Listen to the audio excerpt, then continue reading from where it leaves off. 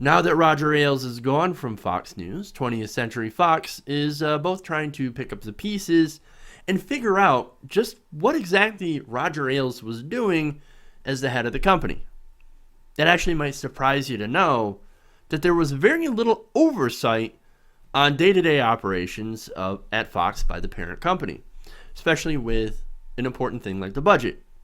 Now, that's kind of amazing considering how, look, this wasn't the first time he'd been accused of sexual harassment and had to settle in court.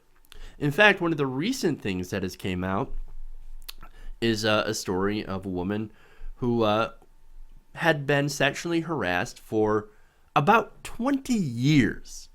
She ended up settling with Fox News for $3.15 million. That's quite a chunk of money, man. How do you not notice $3 million going to a sexual harassment settlement? Well, as three highly placed sources inside Fox News point out, that they might not have even noticed, since there were virtually very few checks when it came to the Fox News budget. One Fox executive has reportedly said, "It was the culture. You didn't ask questions, and Roger wouldn't entertain questions." So, like, that's totally old school. I'm the leader.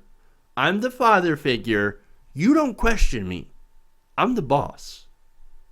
I'm the big man on campus. How dare you come to me with that question? I will not entertain your question. It doesn't surprise me to see Roger Ailes running an operation like that. Now, one former News Corp executive explained that because Fox made more than $1 billion in annual profits, the funds that were used for settlements amounted to little more than a rounding error. Well, so that's the other thing.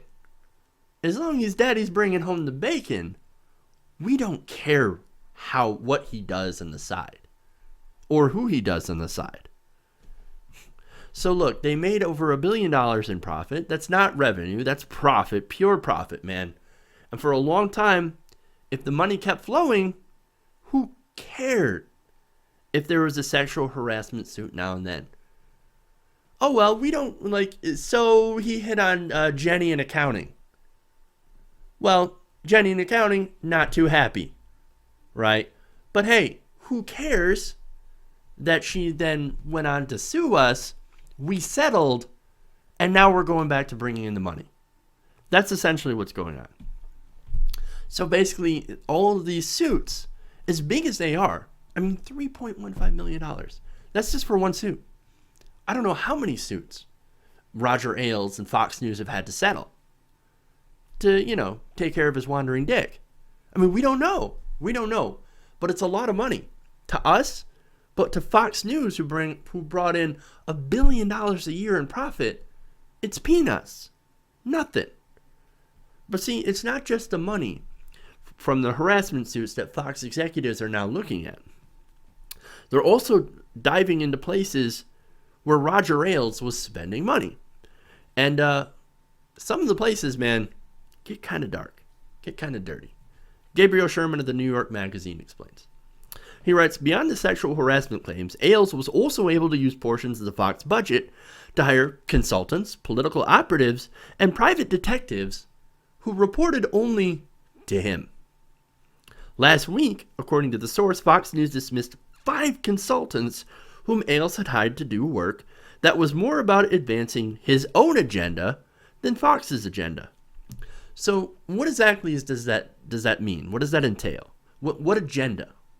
Well, according to sources, one of the consultants, Bert Solivan, ran negative PR campaigns against Ailes' personal and political enemies out of Fox News' headquarters. Wow. And not only that, according to a high-placed source, Solivan worked out of what Fox insiders called the Black Room. If they've got a name for this, and it's the Black Room, oh, that's some shady shit, dude. That is some Nixon shit. So, what is the Black Room? Here's some details. Around 2011, Ailes had reportedly commissioned a special room near the Fox News Latino studio in a quiet part of the building to conduct PR and surveillance campaigns against people he targeted. both inside and outside of the company. Oh no.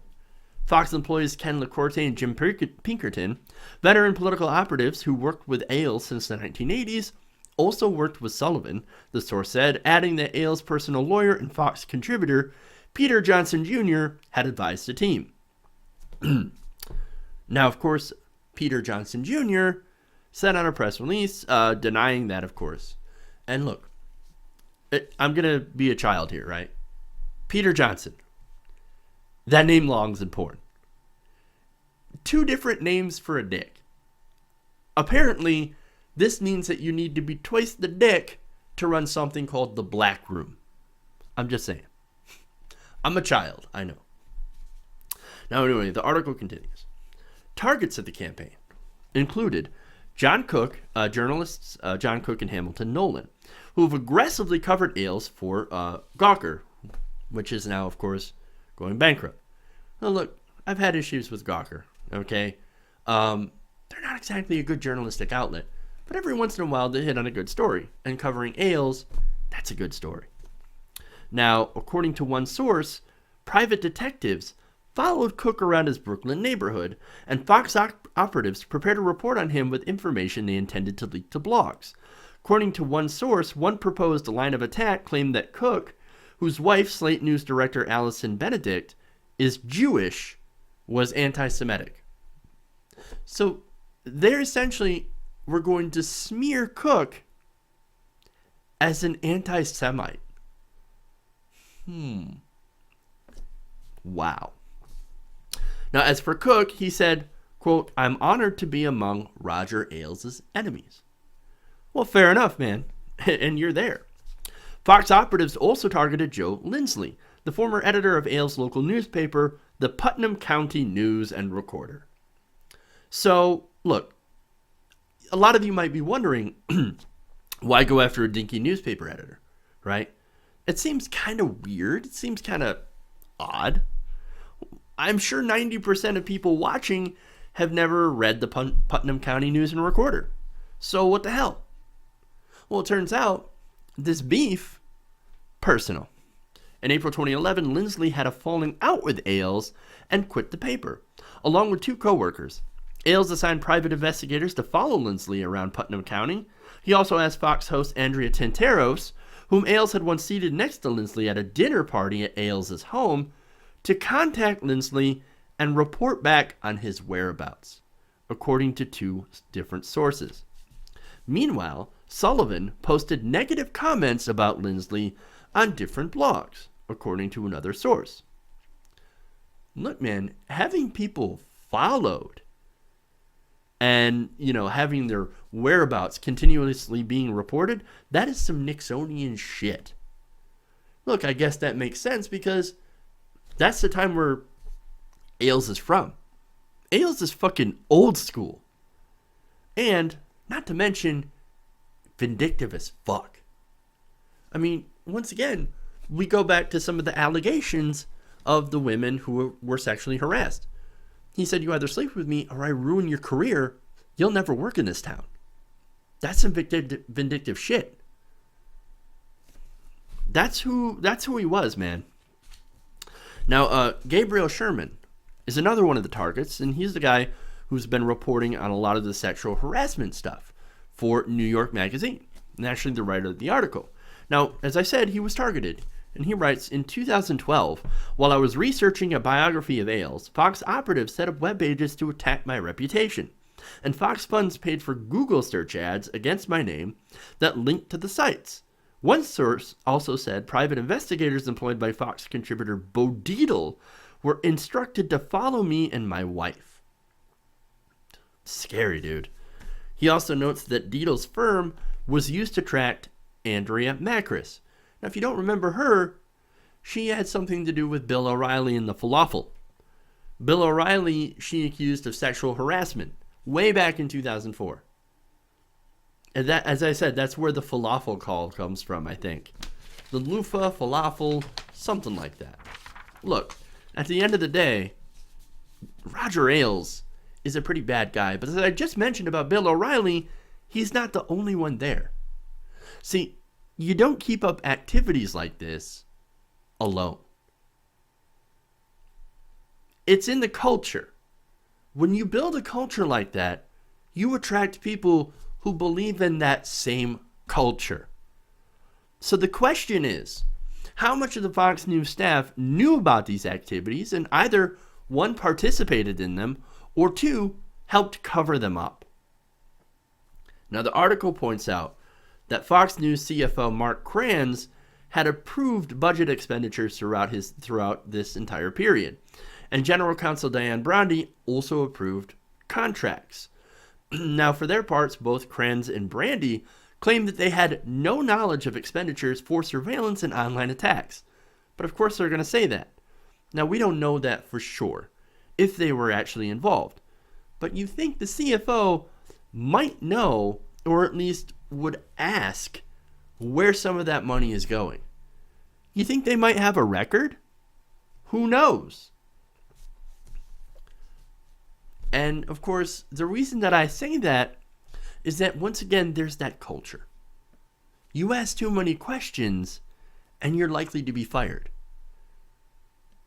Look, Roger Ailes, he don't entertain questions. I said that earlier, right? He does not, you don't ask questions. Roger doesn't entertain questions. You do? Well, I wonder what happens when you do.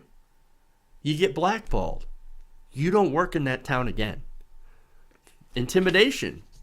I could see it. So, I don't know. What I do know is that this whole thing is not the end of this. What we're looking at right now is Fox News literally falling apart in front of us. And it's not because that a better news channel came along. No. Fox News, right now, still in the middle of all of this, is still the #1 rated news channel in America. Profits over $1 billion a year. No, it wasn't because of competitor. Nobody could touch Fox News. It also isn't because cable news right now is in a death spiral. Online news is quickly overtaking that. But nonetheless, Fox News, they've got an audience, and their audience is loyal. So it's none of that. No, what's bringing down Fox News is because of one man who just could not keep his dick in his pants.